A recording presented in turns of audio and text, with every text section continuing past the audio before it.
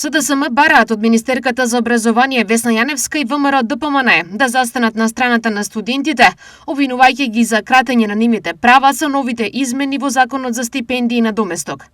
ВМРО ДПМН политиките на Венко Филипче и СДСМ ги нарекоа мекотелни, зашто според нив тие немаат проблем со терминологијата северномакедонци. Наместо да застане на страната на младите и студентите и да им помогне, криминалната ВМРО ја напаѓа младината и опозицијата, како да не ги разбираме измените на законот. Ова не е ништо ново за ВМРО ОКГ, на која приоритети се криминалните тендери, а не студентите кои се двигатели на иднината на државата.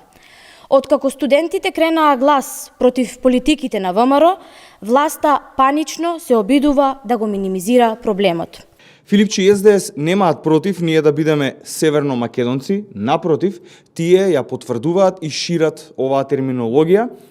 Би сакал да ги подсетиме Филипче и СДС дека промената на државното име беше последниот чекор за влез во Европската Унија, па потоа беше промената на знамето, па потоа промената на уставот, за потоа повторно да го промениме името на државата и сега да дојдеме до промена повторно во уставот за додавање на бугарите и секако и ова е последниот чекор кој треба да го исполниме за да станеме ЕУ членка.